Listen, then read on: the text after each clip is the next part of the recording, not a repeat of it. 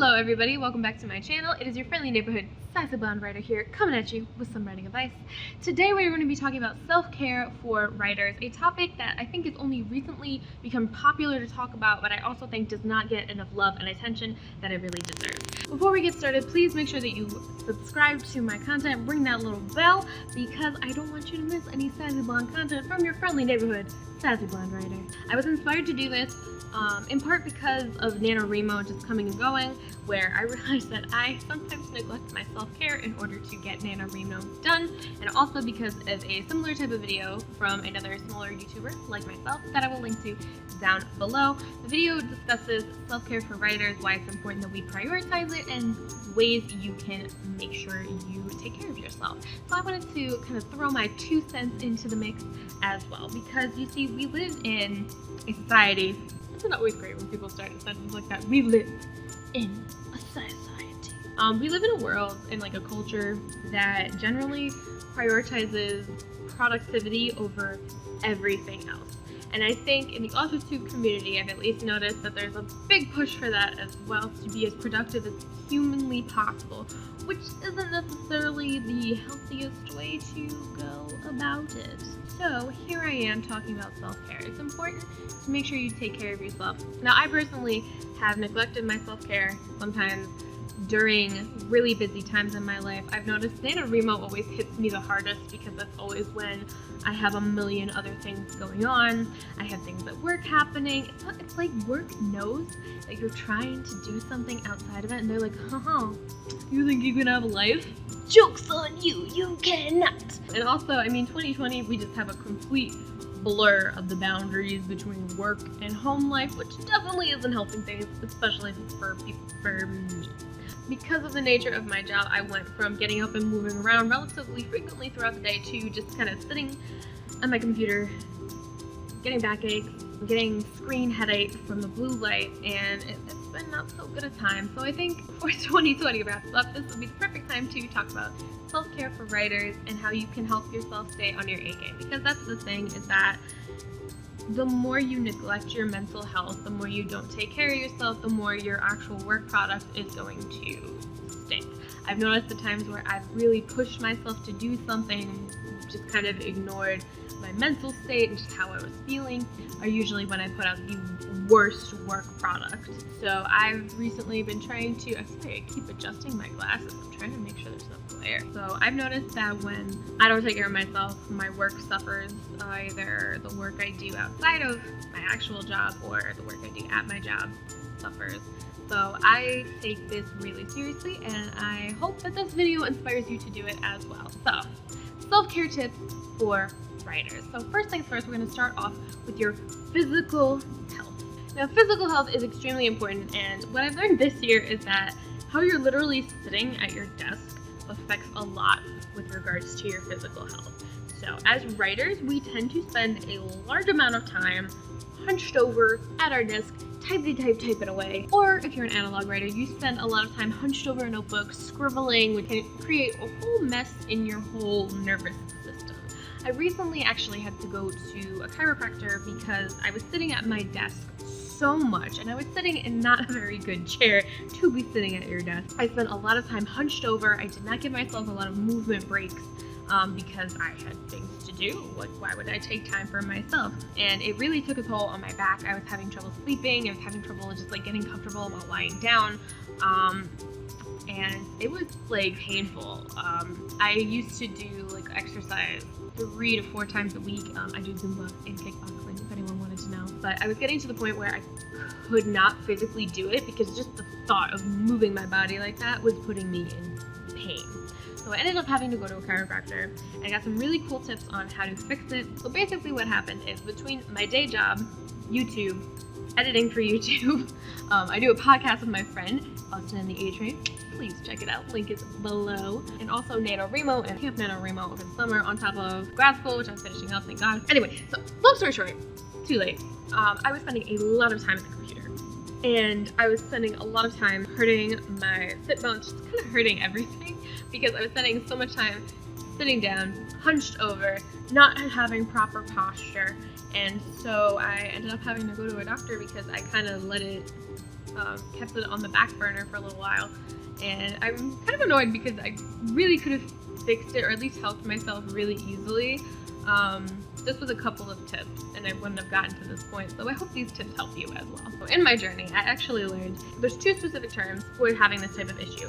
First, there's text neck, which I did not know was a thing. I actually learned about that from a Yoga with Adrienne video that I will link to down below, where you're just like hunched over, like if you're working on your computer or you're working on, specifically, it's when you like hurt your neck because you're looking down. And the other thing is called upper cross syndrome, which is what happens with your upper back when your upper back starts to hurt, especially in like that midsection, at the end of your shoulder blades. That's called upper cross syndrome. I found a whole WebMD article about that, which is probably not the best idea because WebMD always stresses me out. But thankfully you didn't tell me I had cancer this time. So anyway, so my back ended up being in really rough shape, and I was lucky enough to have the resources and the privilege to be able to actually go to a doctor and have them help me out with it. But I realized not everybody has that opportunity, and I know that some of the advice that I had gotten since then has really helped me just feel better, and I've noticed that my back doesn't hurt as much. So here I am with some of the things, just kind of synthesizing everything I've learned. So my first tip for helping your physical health as a writer is to sit in a comfy chair. Now that sounds like a dove. Sit in a comfy chair. Sit in a chair that supports you having proper posture. One of the things that hurt me was I would sit down and you sit straight for the most part. If you're sitting in a chair that doesn't have like a good back support, you sit straight for a little bit and then you start to slump over. And you slump over more. And you slump over more. And then you slump over more. And then you're sitting like this and you don't even realize it because you're just like, oh, I'm sitting in a chair, that must be enough. No, it's not enough. That is what I've learned. I recently got one of those nice like gamer chairs because I figure I'm working at home. I want to do it in style. It has a pillow like around the neck. It has a pillow at the bottom for some lumbar support. Oh, nice. You can also use an office chair as well if you don't have either of those options or they're too expensive for you, because I know chairs for some reason crazy expensive. Why? It doesn't make sense. If you cannot do that for whatever reason, I recommend getting a pillow and just kind of fixing it so that way it can be, so you can put it on your neck so that way you're not straining your neck, and that way it gives you something to physically feel that you are sitting correctly. Another place I would suggest putting the pillow is kind of behind your lower back. So as you can see, it's right there. Putting it behind your lower back will also give you that back support. If you can, use both pillows, like 2 pillows, to kind of stack on top of each other so you have this back support. Trust me, it's a good decision. Another thing you can also do is put a pillow, just get a bunch of pillows. Pillows for some reason can be very expensive. Don't get expensive throw pillows. Get like the cheap pillows that you normally use for a bed and you put a pillowcase on. Basically reupholster your chair so that way you have pillows on it. That is essentially what I'm talking about. It's basically what a gamer chair is, and basically what a nice office chair is. You may not have the swirly swirl or the swivelly stuff, but you'll at least have that, and trust me, that will help your back so much. I am so dedicated to this idea that I'm going to sit like this for the rest of the video. Another tip I have is to get a heating pad of some sort. Now it doesn't have to be one of those fancy schmancy electrical ones that you have. I actually have one right here. It's originally intended for cramps, for cramp relief. Look at it, it's a little puppy, it's so cute. What it has is in this little thing, there's like a center to it where it has like rice or like rocks of some sort. There's a lot of different heating pads that you can get on Amazon for pretty cheap. I think this little guy, he's so cute. This little guy was about $20, probably not. Honestly, probably some of the best $20 I've spent was getting this heating pad. You just pop it in the microwave for 1 minute and it is so warm. I use it on my upper back when my upper back starts hurting, and it has been a real lifesaver. Now, why am I saying heating pad instead of ice pack? So an ice pack can be applicable, but it's usually better for when something is inflamed because it helps kind of calm down whatever is irritated or inflamed. It also is good for swelling. However, if you're having backaches because you're sitting in a chair, it's not necessarily going to be because of that. So if you're having pain or any tension in your back, because I know when I sit like that, I have the pillow, it's right here. I know when I sit up for a long period of time, my back starts to just I feel a lot of tension, I feel a lot of just aches and pains. So one of the things you can do with the heat will help relax those muscles. It's really good for tension because it will help relax and loosen the muscles. What I like to do is I like to heat this bad boy up for like a minute, and then I like wedge it between, if it's like, oh man, like if my neck is hurting, I'm just gonna wedge it between my chair and me and just kind of type it out. Okay, this is like a really awkward angle, but like you get the idea.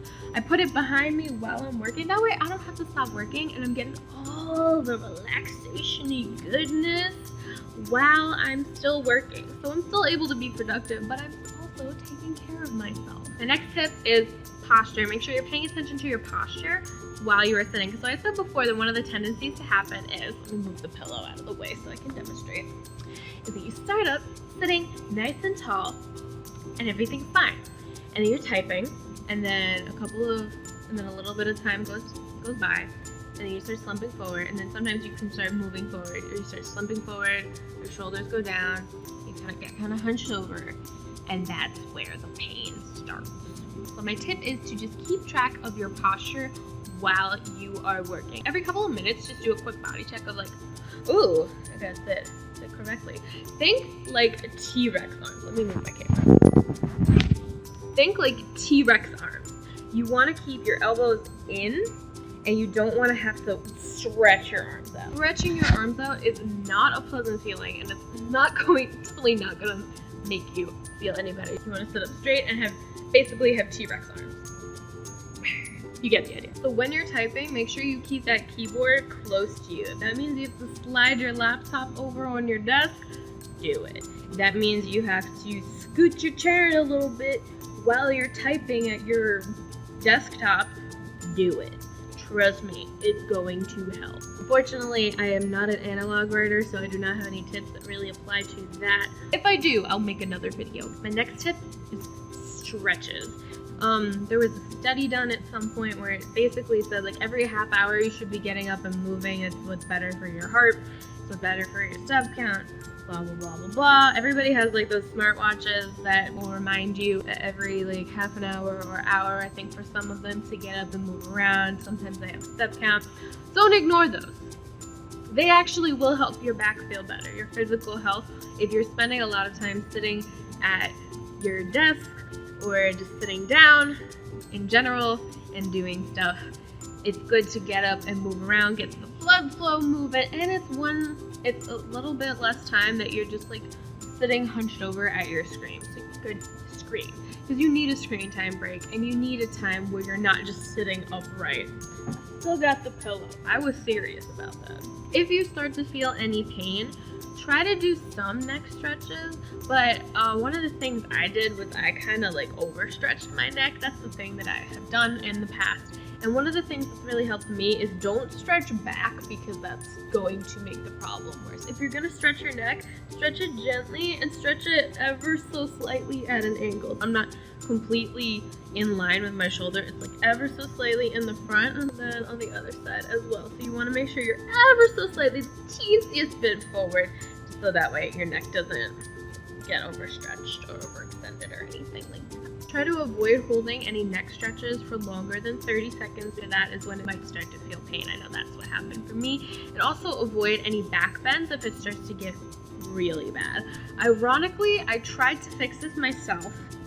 Dumb. I like Googled upper cross syndrome stretches, and that was one of the things that came up a lot, but then it like was actually making the problem worse. You want to avoid doing back bends, because back bends like this, that's going to just aggravate the whole body area. I know it seems like the obvious solution because it's like the opposite, because you're like trying to bend in the opposite direction because you were hunched over and now you're going backwards. You're welcome to try it, but if you notice that starts making the problem worse, which I was dumb and I didn't notice it, or I noticed it but I didn't think that was the reason why, it is possible for that to just aggravate the issue even more, especially for me personally, because all my tension usually goes to my shoulders and my upper back. So think like maybe try to avoid doing the cobra pose, or I think it's also upward facing dog if you are a yogi. Try to avoid doing that. Maybe test it every now and then.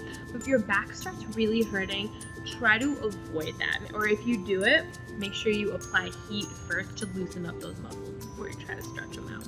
Child's pose in yoga is always a really good move. I'm gonna link to Yoga with Adrienne's videos that I use for upper back pain down below, especially text neck, because those are the best options that I've seen so far. So child's pose is really good. When in doubt, child pose out. Sorry. It's really good for stretching out the shoulder blades and just stretching everything forward. My last tip is stay hydrated. I know when you're in a groove, a writing groove, it can be easy to start chugging the Red Bull or downing the coffee or caffeine. However, that stuff will dehydrate you. On the other side of things, make sure you are drinking water. For every cup of tea or coffee or wine or glass of wine that you drink, make sure you have 1 glass of water. The reason why is because if you do any of the neck stretches and you hear that your neck is very crunchy, or if you get up to move and your hips crack like an old frail woman, that could be an indication that you are dehydrated. The popping and the cracking sound that you hear is a sign that you could potentially be dehydrated. So make sure you are keeping that in mind and you are keeping yourself hydrated. When you get up to go get a cup of coffee, make sure you get a glass of water too. When you're done with that cup of coffee, drink that water too.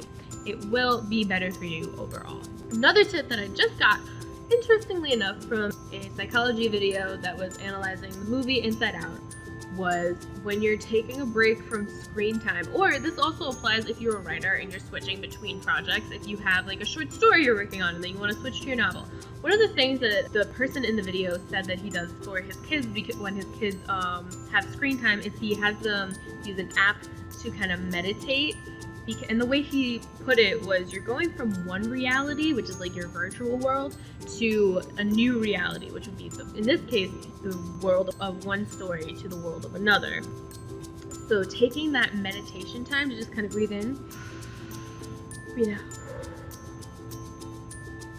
Just kind of taking that time to just give yourself a mental break and give yourself a time to kind of just clear out your brain and kind of reset everything will help you make a better work product, because you're also, if you're switching from project to project, the impulse is to just dive straight in. If you take like a 30-second meditation break, or just like a 30-second mindfulness break, or just a 30-second like get up and walk around a little bit, that will help you just kind of reset as you go into the other world. Because I've noticed when I try to hop from project to project, it tends to go badly because I get confused on what's what in each project. You don't want your characters from your Hallmark movie-esque screenplay getting mixed up with the characters in your dark urban fantasy novel.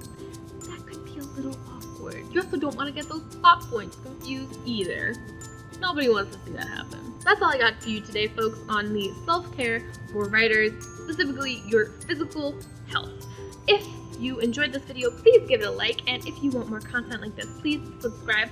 Let me know in the comments what is something you do to take care of yourself while you are writing. It could be physical health, it could be mental health, it could be a myriad of things. If this video helped you, please also let me know in the comments as well. I love knowing when people learn from my mistakes, because Lord knows I make a lot of mistakes, and I am happy to help people not make the same ones as me. So please like and subscribe, and of course, happy writing and happy relaxing.